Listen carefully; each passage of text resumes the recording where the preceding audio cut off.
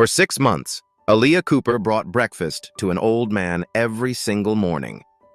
A peanut butter sandwich, a banana, coffee in a thermos, 6:15 a.m., without fail, at the same bus stop where he slept.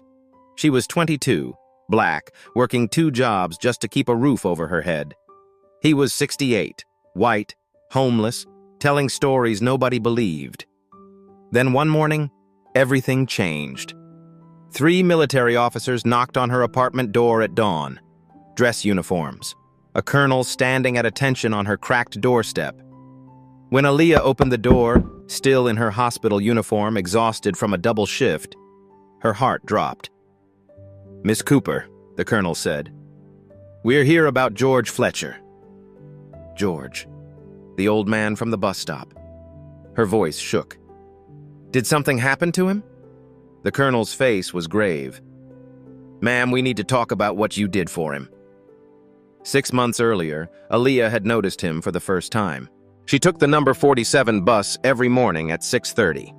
The stop was 3 blocks from her apartment, right outside a closed-down laundromat.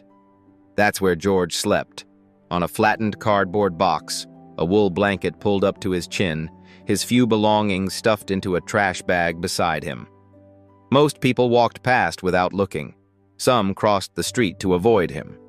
Aaliyah had done the same thing for 2 weeks, telling herself she didn't have enough to help. She barely had enough for herself. But one morning in late March, she'd packed an extra sandwich for lunch and realized she wouldn't have time to eat it. Her shift at the hospital cafeteria ran until 3, then she had to be at the grocery store by 4 to stock shelves until midnight. The sandwich would just go bad in her locker. George was awake when she approached. His eyes were sharp, clearer than she expected.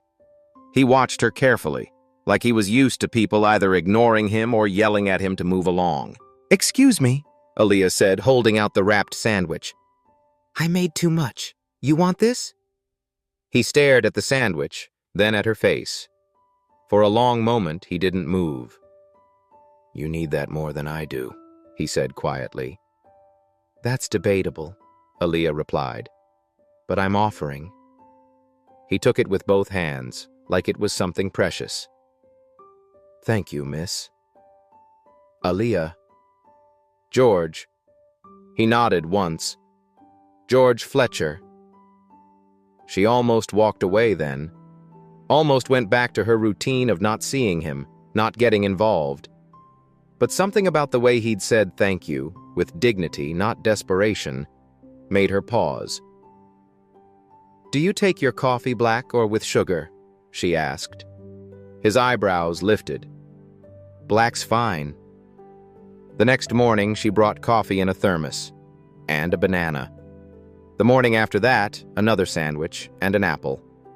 By the end of the first week, it had become a routine she couldn't imagine breaking. 6:15 a.m. every single day. George was always awake, always waiting at the same spot. They'd talk for 5, maybe 10 minutes before her bus came. He'd ask about her classes. She was taking nursing courses at the community college 2 nights a week when she could afford it. She'd ask about his day and he'd tell her stories. Strange stories. "Back in my helicopter days," he'd say, staring past her at nothing, "we flew senators out to places that don't exist on maps." Or, "I worked for a 3-letter agency once. Can't tell you which one, but I can tell you, those folks don't forget faces." Aaliyah figured he was confused, maybe mentally ill, maybe just old and lonely, building himself a past that felt more important than sleeping on cardboard. She didn't correct him. She just listened. Other people weren't so kind. One morning in April, a businessman in an expensive suit walked past and deliberately kicked George's blanket into the gutter. Aaliyah was 10 feet away, about to cross the street. "Hey!" She spun around, her voice sharp. "What's wrong with you?" The businessman didn't even slow down. "He's blocking the sidewalk." "That's somebody's grandfather," Aaliyah shot back. The man kept walking. George sat quietly, pulling his blanket back from the dirty water pooling at the curb. His hands shook, from cold or anger, Aaliyah couldn't tell. She helped him wring out the blanket. It smelled like mildew and exhaust fumes. "You didn't have to do that," George said softly. "Yeah, I did." He looked at her for a long time. Then he smiled, a sad, knowing smile. "You've got a fight in you. That's good." He folded the damp blanket across his lap. "You're going to need it." Aaliyah didn't understand what he meant. Not then. She just handed him his coffee, same as always, and waited for the bus. By May, the routine was as automatic as breathing. Wake up at 5, make 2 sandwiches, one for George, one for herself. Pack a banana, pour coffee into the thermos, walk 3 blocks. Sit with George for 10 minutes. Catch the 6:30 bus. It wasn't charity. It didn't feel like charity.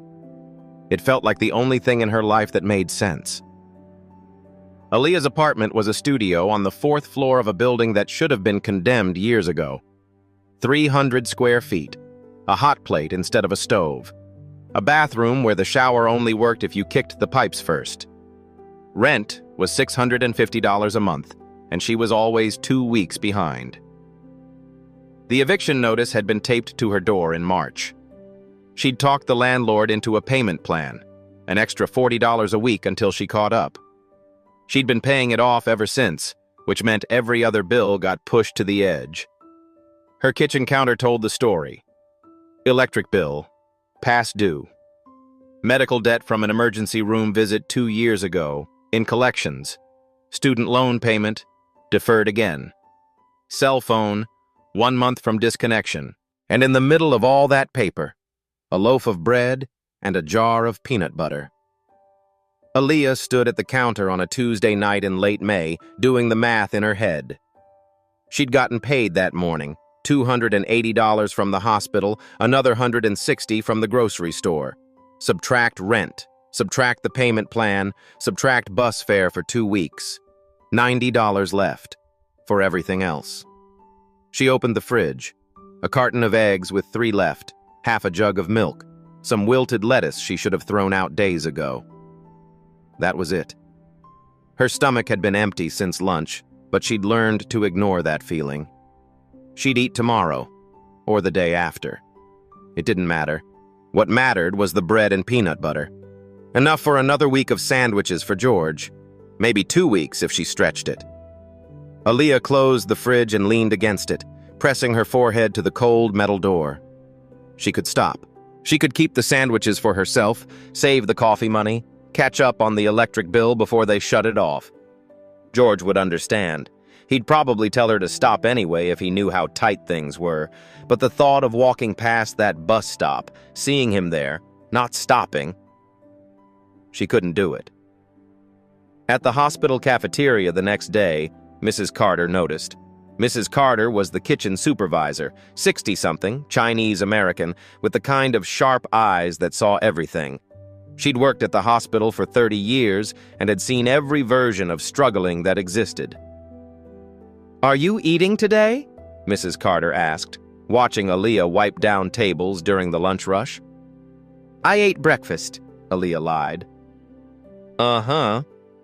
Mrs. Carter crossed her arms. "Are you feeding that homeless man again?" Aaliyah's shoulders stiffened. "His name is George." "I know his name, honey. I'm asking if you're feeding him instead of yourself." "I'm fine." Mrs. Carter sighed. She disappeared into the kitchen and came back 5 minutes later with a container of leftover pasta and a bread roll. She pressed it into Aaliyah's hands. "You eat this. Now. I don't want to see you passing out on my shift." Her voice softened. "He's a person. I get it. But you know what else?" "What?" "You're a person, too." Aaliyah stared at the container. Her throat felt tight. "Thank you." "Don't thank me. Just eat." That night, lying on her mattress on the floor, she'd sold the bed frame 2 months ago to make rent. Aaliyah stared at the ceiling and did the math again. If she skipped her Thursday class, she could pick up an extra shift at the grocery store. Another $40. If she walked to work instead of taking the bus 3 days a week, she'd save $12. If she asked the landlord for one more week, her phone buzzed. A text from the electric company. Final notice. Service will be disconnected in 7 days without payment of $127. Aaliyah closed her eyes. One more week of bringing George breakfast. That's all she'd commit to. One more week, and then she'd have to stop. She'd explain it to him. He'd understand. She had to take care of herself first. That's what anyone would say. That's what made sense. But when Friday morning came, Aaliyah still made 2 sandwiches, still poured coffee into the thermos, still walked 3 blocks to the bus stop. George was waiting, same as always, and when he split his sandwich in half and handed part of it back to her, "Fair is fair," he said simply. Aaliyah had to turn away so he wouldn't see her crying. George wasn't at the bus stop on Monday morning. Aaliyah stood there with the sandwich and thermos, scanning the empty sidewalk. His cardboard was gone. His trash bag of belongings, gone. Even the damp spot where he usually slept had dried up, leaving no trace he'd ever been there. She waited until her bus came and went. Waited through the next one.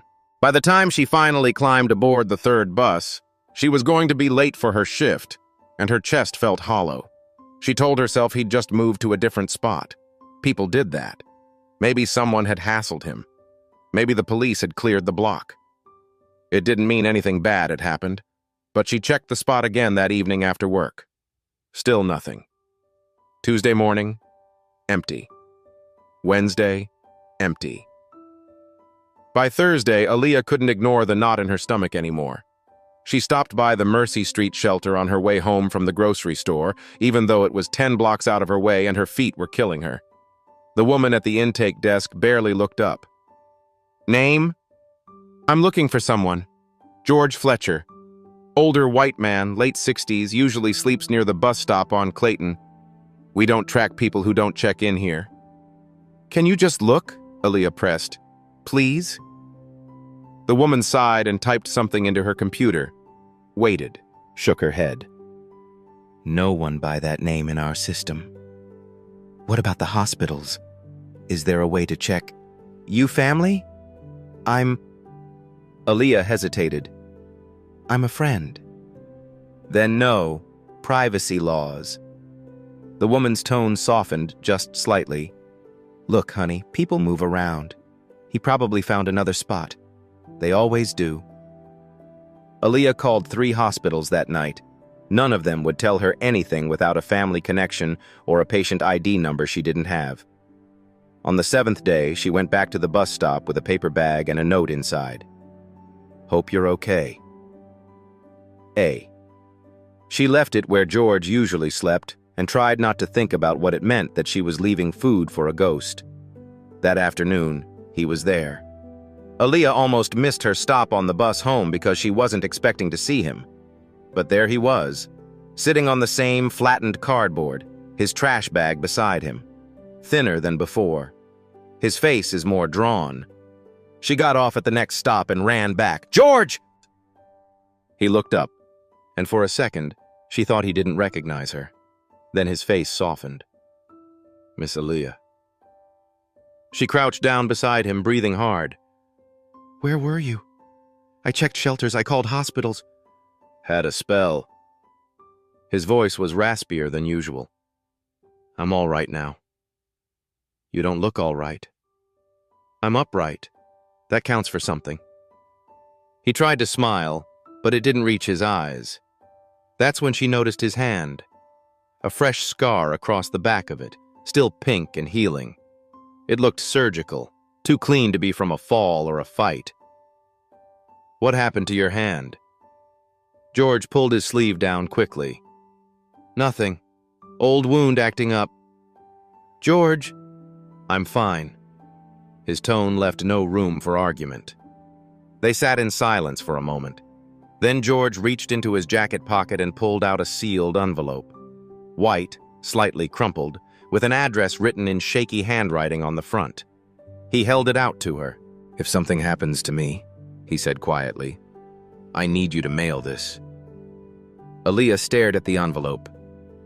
"What do you mean if something happens?" "Just promise me. You're not going anywhere." "Aaliyah." His voice was firm, serious. "Promise me." She took the envelope. It was heavier than she expected. "I promise."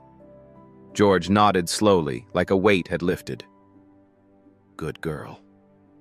She wanted to ask what was inside, wanted to ask why he'd been gone, where he'd been, what that scar really meant. But her bus was coming, and George had already closed his eyes, leaning back against the brick wall like the conversation had exhausted him. Aaliyah slipped the envelope into her bag and caught the bus. She didn't open it. Not yet. 2 weeks later, George collapsed. Aaliyah was handing him the thermos of coffee when his hand started shaking. Not the usual tremor from cold or age. This was different. Violent. The thermos slipped from his fingers and clattered onto the sidewalk, coffee spilling across the concrete. "George?" He tried to say something, but his words came out slurred. His eyes rolled back, and then his whole body folded, knees buckling, shoulders crumpling forward. Aaliyah caught him before his head hit the pavement. "Somebody call 911!" she screamed. A woman across the street pulled out her phone. A man in jogging gear stopped, hesitated, then kept running. 2 people getting off the bus just stared. Aaliyah lowered George onto his side, her hands shaking. His breathing was shallow, erratic. His lips were turning pale.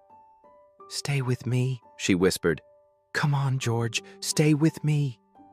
The ambulance arrived 7 minutes later, felt like 7 hours. Aaliyah climbed into the back without asking permission. One of the paramedics tried to stop her. "Are you family?" But she was already inside, gripping George's hand as they loaded him onto the gurney. "I'm all he's got," she said. The paramedic didn't argue. At the hospital, everything moved too fast and too slow at the same time. They wheeled George through double doors into the emergency room. A nurse took Aaliyah's arm and guided her to a waiting area. Green chairs bolted to the floor, fluorescent lights buzzing overhead, a TV on mute showing the morning news. She sat down, realized she was still holding the empty thermos. Her shift at the cafeteria had started 20 minutes ago. She pulled out her phone and texted Mrs. Carter. "Emergency. Can't make it today. I'm sorry." Mrs. Carter replied immediately. "You okay?" George collapsed. "I'm at the hospital." "Which one?" "St. Vincent's. I'll cover your shift. Keep me posted." Aaliyah closed her eyes and tried not to cry. An hour passed, then another. Finally, a nurse called her name. "Aaliyah Cooper?" She jumped up. "That's me." The nurse led her to a desk where a woman in scrubs sat behind a computer, looking exhausted and annoyed in equal measure. Her name tag read, R. Williams, patient intake. "You're here for George Fletcher?" the woman asked without looking up. "Yes. Is he okay?" "He's stable. Severe dehydration, possible stroke. We're running tests." She clicked through something on her screen. "But we have a problem. He has no insurance card, no ID, no emergency contact. We need to transfer him to the county overflow." Aaliyah's stomach dropped. "What does that mean?" "It means he'll get care, but not here. County General has space. County General is a nightmare. I've heard the stories. People wait for days." "It's policy," the woman said flatly. "Without proof of insurance or ability to pay." "He's a veteran." Aaliyah's voice came out sharper than she intended. "Check the VA system." The woman finally looked up. "Do you have proof of that?" "No, but then I can't check." "We need documentation. A VA card, discharge papers, something." Aaliyah's mind raced. She thought about the envelope George had given her, still sitting in her bag at home. Thought about the stories he'd told, the helicopters, the 3-letter agencies, the senators. She'd always assumed he was confused. But what if he wasn't? "I'm his niece," Aaliyah said. The woman's eyebrows rose. "His niece?" "Yes." "And you don't have any of his paperwork?" "He's been living on the street. He doesn't keep paperwork in his pocket." Aaliyah leaned forward. But I know he served. I know he has benefits. Just run the check, please. The woman stared at her for a long moment, clearly skeptical. Then someone behind them, a doctor in a white coat, South Asian, maybe mid-40s, spoke up. Run it, Rachel. The intake woman turned. Dr. Patel, just run it, as a courtesy. Dr. Patel looked at Aaliyah. If there's a match, we keep him. If not, county. Fair? Aaliyah nodded quickly. Fair. Rachel sighed and started typing. The wait felt endless, 30 seconds that stretched into infinity. Then the computer beeped. Rachel's expression changed. She leaned closer to the screen, reading something. Her jaw tightened. What?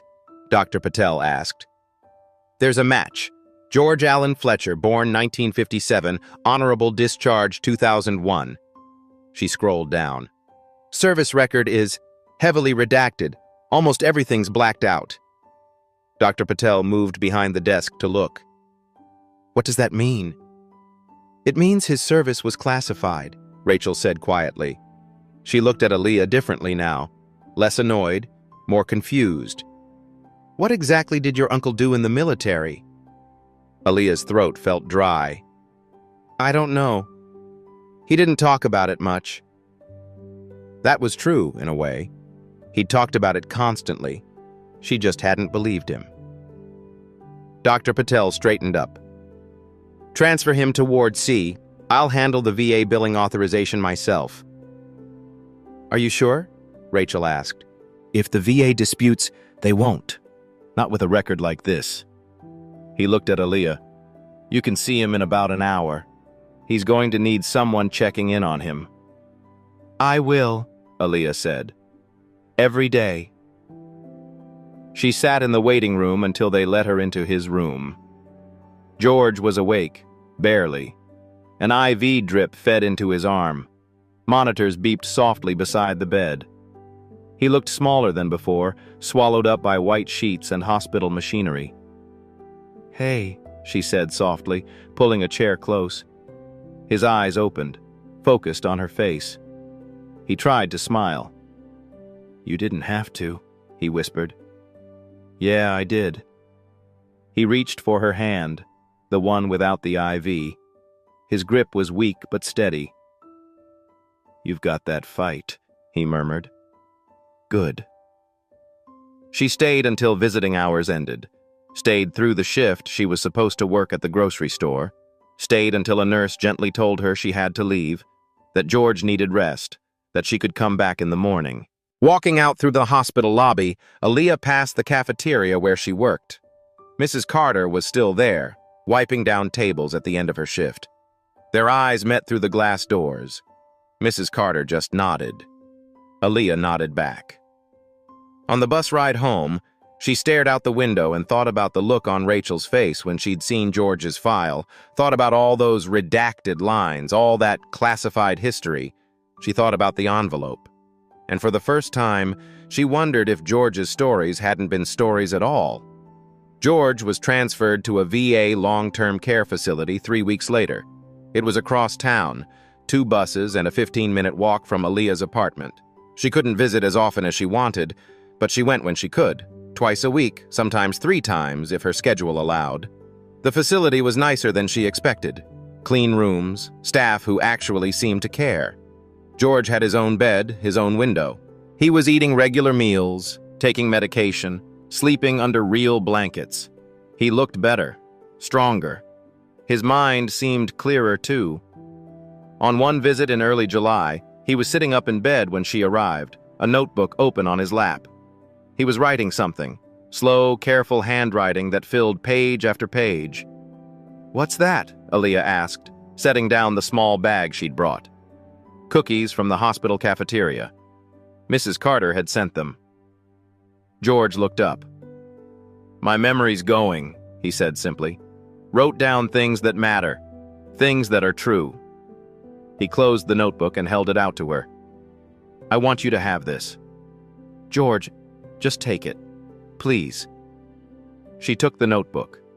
It was small, pocket-sized, with a worn leather cover.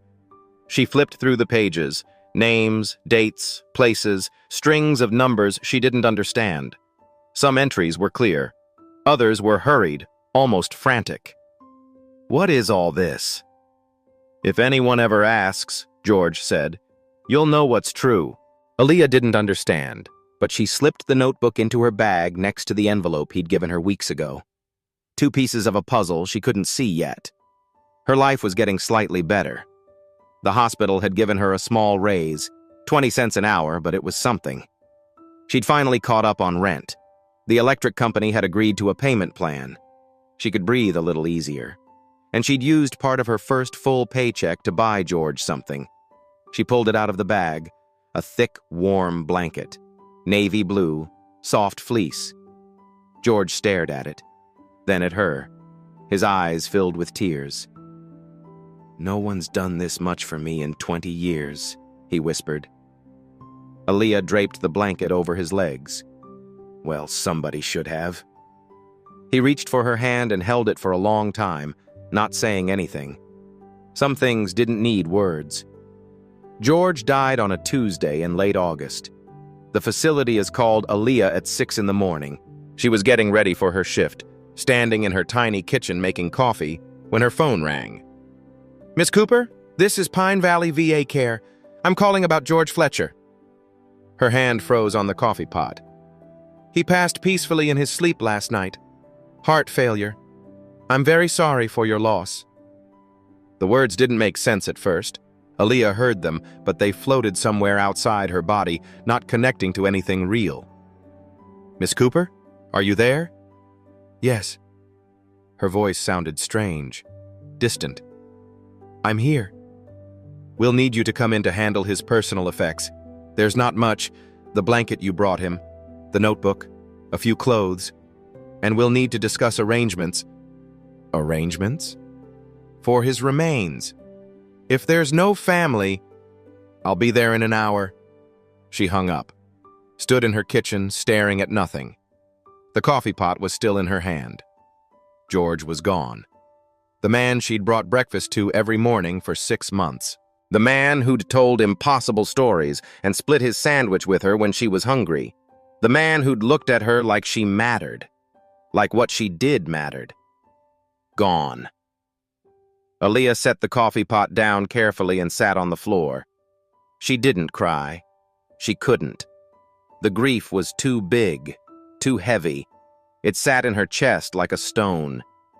She called in sick to work, took the bus across town to the facility.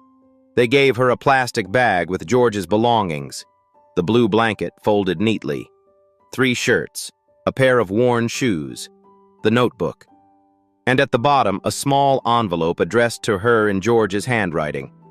She opened it right there in the hallway. Inside was a single photograph. George, decades younger, maybe in his 40s, standing in a military dress uniform. 3 rows of medals across his chest. On either side of him, 2 men in expensive suits. She recognized one of them, a senator who'd been in the news recently, now retired. The other man she didn't know, but he had that look. Power, authority. She flipped the photograph over. 3 words written on the back in George's shaky handwriting. "Remember the girl." Aaliyah's hands trembled. She went home, sat on her mattress on the floor, pulled out the other envelope, the sealed one George had given her months ago, the one she'd promised to mail if something happened to him. She opened it. Inside was a letter, handwritten on lined paper, and another copy of the photograph. The letter read, "To whoever reads this, probably General Victoria Ashford, if the address still works. If you're reading this, I'm gone. I don't have much to leave behind. No family, no money, nothing that matters to the world. But I want you to know about someone who mattered to me. Her name is Aaliyah Cooper. For 6 months, she brought me breakfast every single morning. Not because she had to, not because anyone was watching. She did it because she saw me when everyone else looked away. I was a ghost. The system forgot me 20 years ago, and I was fine with that. But she didn't forget. She didn't let me disappear. This country took everything I gave and then lost me in the paperwork. But this girl, this struggling, broke, beautiful girl, she gave me dignity when I had nothing. She deserves better than what this country gave me. Remember her like she remembered me. George Fletcher, GS14, retard. Aaliyah read it 3 times. Each time, the words felt heavier. She looked at the address on the envelope. General Victoria Ashford, Pentagon, Office of the Inspector General. George hadn't been confused, hadn't been embellishing. He'd been telling the truth the whole time. The next morning, Aaliyah went to the post office, stood in line for 20 minutes with the envelope in her hand. When she got to the counter, she almost didn't mail it. Almost took it back home and forgot about it. But she'd made a promise. "I need to send this," she said, sliding the envelope across the counter. The postal worker weighed it. $5.60. Aaliyah paid with crumpled bills from her wallet. She watched the woman stamp it, toss it into a bin with hundreds of other letters. It disappeared into the pile like it had never existed. Walking out of the post office, Aaliyah felt hollow. No one was going to read that letter. Even if they did, no one was going to care. George was just another forgotten veteran, another name in a system that had already failed him. His letter would get filed away somewhere, and that would be the end of it. She went to his memorial service that Friday. It was held at the VA facility, just her, a chaplain, and one nurse who'd worked George's wing. No family, no military honor guard, no flag. The chaplain said generic words about service and sacrifice. Aaliyah barely heard them. When it was over, she walked back to the bus stop where she'd met George 8 months ago. Someone else was sleeping there now. A younger man, maybe 30, with a cardboard sign that read, "Hungry anything helps." Aaliyah stood there for a long time, staring at the spot where George used to sleep. Then she went home. 2 weeks passed. She went back to work, back to her double shifts, her night classes, her empty apartment. Life kept moving forward because it had to. She didn't think about the letter, didn't let herself hope it mattered. Until one morning in mid-September, when she heard the knock on her door. It was 6 a.m. She was running late, pulling on her hospital uniform, gulping down instant coffee. The knock was firm, official. She opened the door. 3 people in military dress uniforms stood in the hallway. 1 colonel, 2 junior officers. Their brass buttons caught the dim hallway light. The colonel was tall, white, maybe 55. His face was serious but not unkind. "Aaliyah Cooper?" Her heart hammered in her chest. "Yes?" "I'm Colonel Hayes. These are Officers Martinez and Carter. We're here about George Fletcher." The world tilted. "We need to ask you some questions," the colonel continued. "General Ashford sent us." Aaliyah's voice came out barely above a whisper. "General Ashford?" "Yes, ma'am. She received Mr. Fletcher's letter." He paused. "And she wants to meet you." Aaliyah had never been on a plane before. Colonel Hayes arranged everything. A flight from the local airport to Ronald Reagan Washington National. A car waiting at the terminal. A hotel room in Arlington, small but clean, nicer than anywhere she'd ever stayed. "General Ashford will see you tomorrow morning at 0900, Hayes said as they drove through D.C. traffic. "Pentagon E-ring. Don't worry, we'll escort you through security." Aaliyah stared out the window at monuments and marble buildings. Everything felt enormous, overwhelming, wrong. "Why does she want to meet me?" she asked quietly. Hayes glanced at her in the rearview mirror. "That's her story to tell, Miss Cooper, not mine." That night, Aaliyah couldn't sleep. She lay in the hotel bed, the softest mattress she'd ever felt, and stared at the ceiling, thinking about George, wondering what she'd walked into, wondering if she'd made a terrible mistake mailing that letter. At 8:30 the next morning, Hayes picked her up. They drove to the Pentagon. Security took 20 minutes. Metal detectors, ID checks. A visitor badge clipped to her borrowed blazer. Mrs. Carter had lent it to her, along with a pair of dress pants that were slightly too long. Aaliyah felt like she was wearing a costume. Hayes led her through endless corridors, polished floors, flags hanging from walls, uniforms everywhere, people walking with purpose, carrying folders, speaking in low, urgent voices. They stopped outside a door marked Office of the Inspector General. Hayes knocked twice. "Come in," a woman's voice called. The office was smaller than Aaliyah expected. A desk, bookshelves, flags in the corner. And behind the desk, a woman in a crisp uniform with 4 stars on her shoulders. General Victoria Ashford was in her early 60s, silver hair pulled back, sharp eyes that measured Aaliyah in a single glance. She stood when they entered. "Miss Cooper." Ashford came around the desk and extended her hand. "Thank you for coming." Aaliyah shook it. The general's grip was firm, but not crushing. "Please, sit." Aaliyah sat. Hayes remained standing by the door. Ashford returned to her chair and opened a file on her desk. Aaliyah could see George's name on the tab. "I received Mr. Fletcher's letter 3 weeks ago," Ashford began.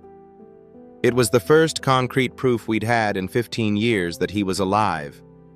She paused. "And then proof that he'd died." Aaliyah's throat tightened. "I didn't know what else to do with it." "You did exactly the right thing." Ashford leaned forward. "George Fletcher was one of the finest intelligence officers this country ever produced. He flew classified missions during some of our most sensitive operations. Desert Storm, Kosovo. Missions that still don't exist on paper." She tapped the file. "When he retired in 2001, he should have had full benefits, full support. Instead, he fell through the cracks." "How?" Aaliyah asked. "PTSD, a bureaucratic error that lost his file for 2 years. By the time we found it, he'd already disappeared. The VA declared him missing. No one followed up."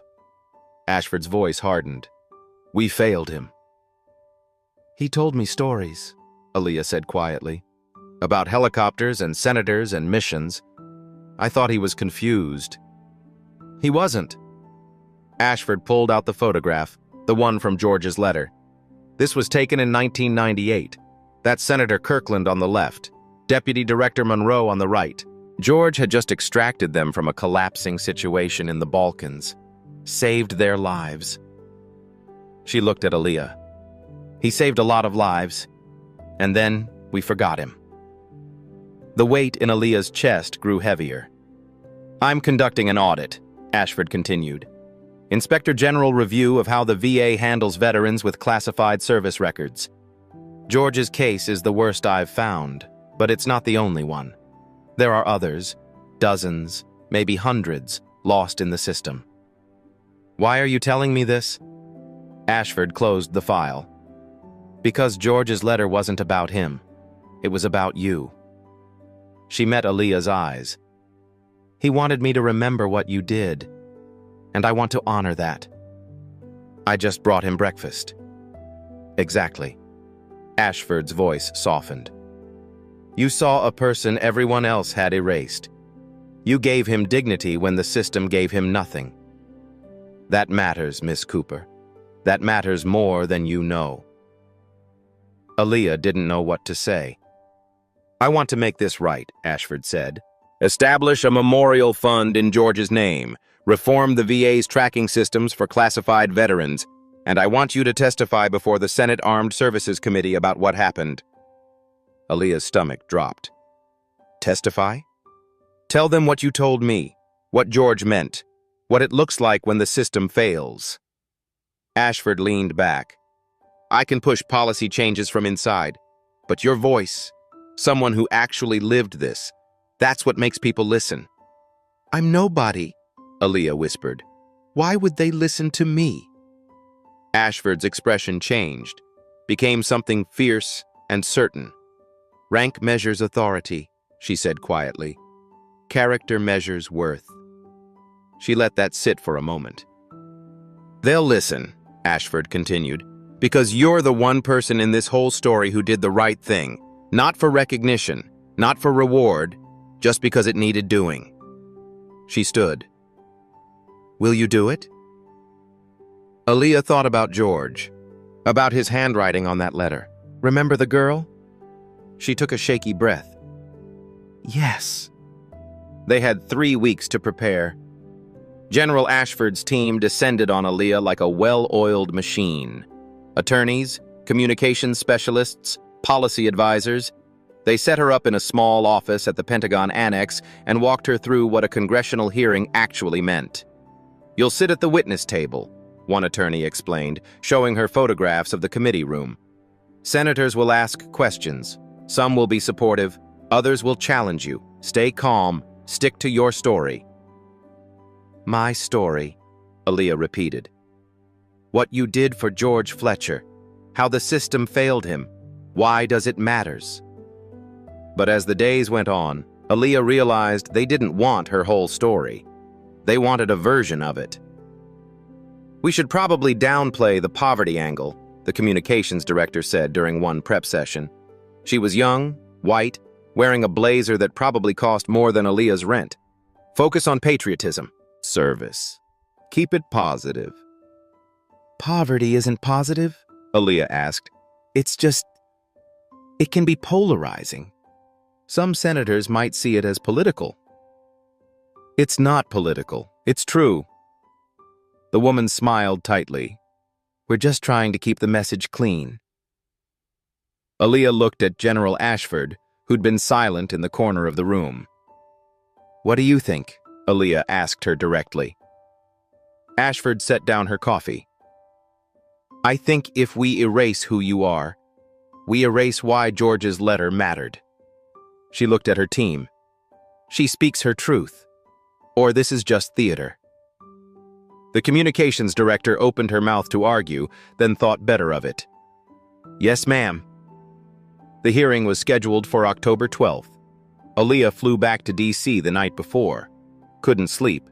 Spent hours staring at her testimony, reading it over and over until the words stopped making sense.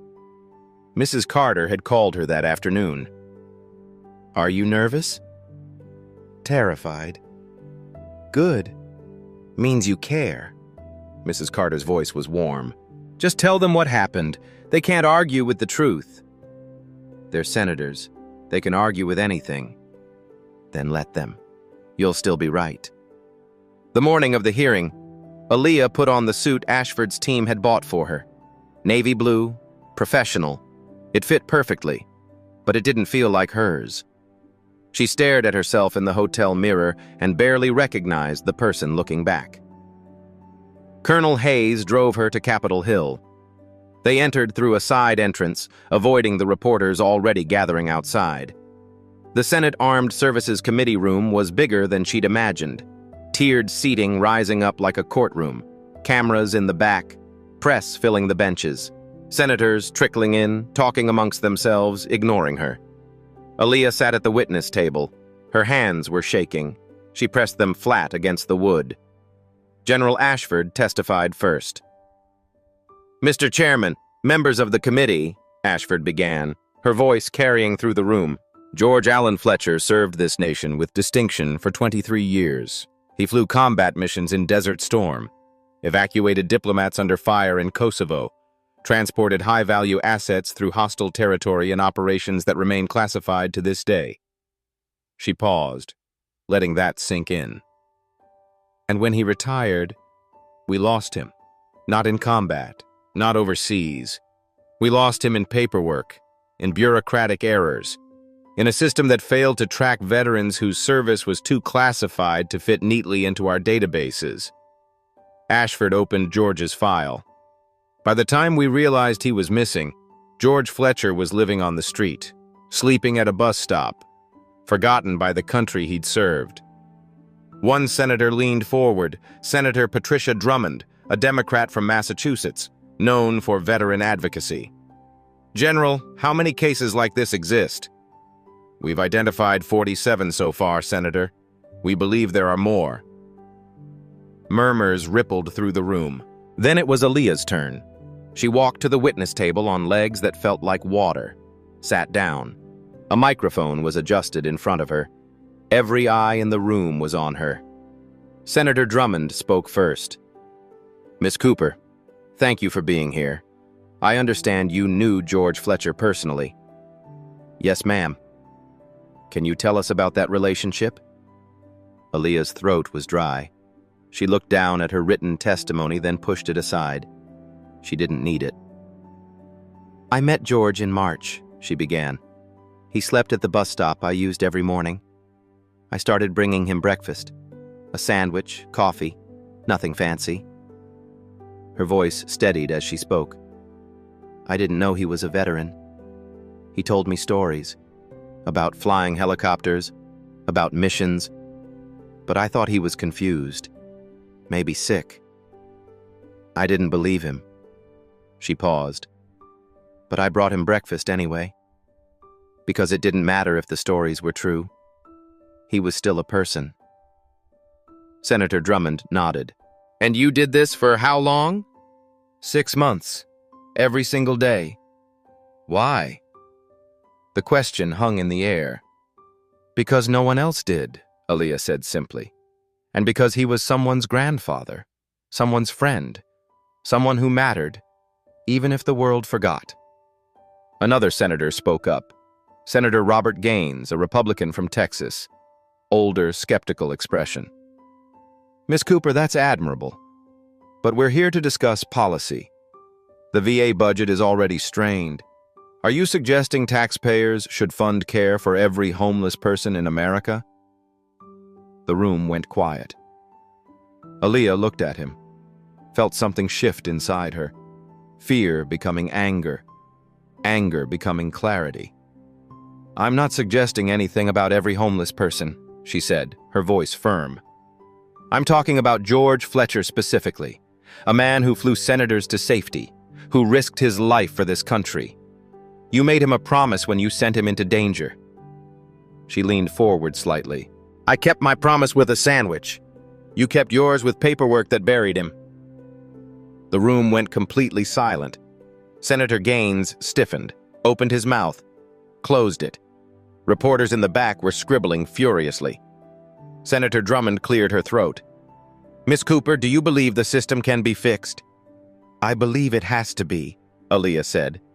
"Because if we only care about people when we find out they used to be powerful, when we discover they have medals and classified files, then we've already lost."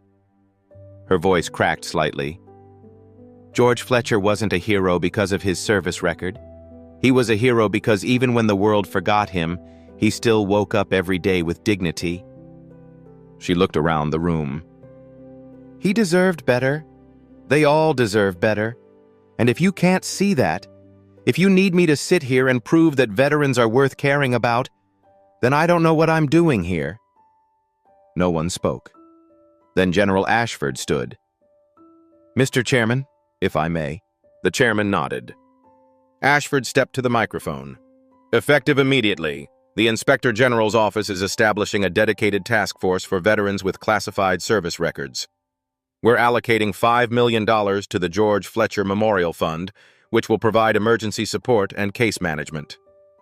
She looked at Aaliyah. "And I'm appointing Miss Cooper as community liaison. She'll oversee grant distribution and veteran outreach." Aaliyah's eyes widened. "What?" Ashford smiled slightly. "She knows what accountability looks like." The hearing continued for another hour. Questions about implementation, oversight, budget allocation, but Aaliyah barely heard it. When it was over, reporters swarmed her in the hallway. Cameras, microphones, questions shouted from every direction. "Miss Cooper, how does it feel to change policy? Are you going to work with the VA full-time? Do you have a message for other veterans?" Colonel Hayes and 2 other officers formed a barrier, guiding her through the crowd, but one reporter's voice cut through. "How does it feel to be famous?" Aaliyah stopped, turned. "I don't want to be famous," she said quietly. "I want George to be remembered." That soundbite played on every news channel that night. 6 months later, everything had changed, and nothing had changed. Aaliyah still lived in the same studio apartment, still took the same bus to work. But now she worked at the VA hospital 3 days a week as a nurse's aide. She'd finally finished her certification and spent the other 2 days managing the George Fletcher Memorial Fund. The fund had grown beyond what anyone expected. $5 million from the Department of Defense. Another $2 million from private donations after her testimony went viral. They'd awarded grants to 10 organizations in the first round. Homeless veteran outreach programs, PTSD counseling centers, a legal aid clinic helping former service members navigate VA bureaucracy. Aaliyah sat in a small office at the VA hospital and reviewed applications for the second round of grants. 43 requests. She couldn't fund them all, but she'd fund as many as she could. Her phone buzzed, a text from General Ashford. "Good work on the grant selections. Coffee next week?" Aaliyah smiled and typed back, "Yes, I'll bring the sandwiches." She'd become unlikely friends with the general over the past 6 months. Ashford had a brother who'd been a Marine, killed in Iraq in 2004. She understood what it meant when the system failed people. That afternoon, Aaliyah was making rounds when she noticed a young woman sitting alone in the waiting area. Early 20s, brown hair, wearing an army jacket 3 sizes too big. She was staring at the floor, arms wrapped around herself. Aaliyah grabbed 2 cups of coffee and sat down beside her. "Do you take it black or with hope?" Aaliyah asked gently. The woman looked up, startled, then smiled slightly. "Sugar, please." Aaliyah handed her the cup. "I'm Aaliyah. I work here." "Sarah, I'm trying to get my benefits sorted out. They keep telling me to come back, fill out more forms." "What branch?" "Army. Medic. Discharged last year." Aaliyah saw herself in Sarah's exhausted eyes, saw George in the way she held herself, trying to maintain dignity while the system ground her down. "Come with me." She took Sarah to her office, pulled out the notebook George had given her, filled with names and numbers and processes for navigating VA bureaucracy. "We're going to fix this," Aaliyah said. "Right now." Sarah's eyes filled with tears. "Why are you helping me?" Aaliyah thought about George, about that first morning at the bus stop. "Because somebody taught me, small things aren't small." Later that week, Aaliyah stood at Arlington National Cemetery. George had been reburied here with full military honors. His headstone read, "George Allen Fletcher, Intelligence Officer, U.S. Army, 1957 to 2025. She knelt and placed a peanut butter sandwich on the stone, wrapped in wax paper, same as always. "I kept my promise," she whispered. The autumn wind moved through the trees. She stayed for a long time, remembering. 1 year after George's death, the George Fletcher Memorial Fund had served over 2,000 veterans. Aaliyah continued working as a VA nurse and fund director. She'd moved to a better apartment, nothing fancy, just a place with heat that worked and a kitchen with a real stove. She was saving money for the first time in her life. But every morning, she still woke up at 5:30, still made her coffee the same way, still took the same bus route, even though she didn't have to anymore. One Tuesday morning, she stood at that same bus stop, the place where she'd first met George. A young girl stood beside her, maybe 16, part of a mentorship program Aaliyah had started through the fund. Aaliyah handed the girl a brown paper bag. "For later." The girl peeked inside. A sandwich, a banana, a bottle of water. "Someone taught me," Aaliyah said quietly, "that small things aren't small." The girl nodded, not quite understanding yet, but she would. The bus pulled up. They climbed aboard together. As the bus rolled away from the stop, Aaliyah looked out the window at the empty sidewalk where George used to sleep. For just a moment, she could have sworn she saw him there, smiling, tipping an invisible hat. Then the bus turned the corner, and he was gone. But what he'd taught her remained. Kindness doesn't need an audience. Fairness doesn't need permission. And opportunity starts with seeing people the world wants to forget. The George Fletcher Memorial Fund has served over 2,000 veterans in its first year. Aaliyah Cooper continues to work as a VA nurse and fund director.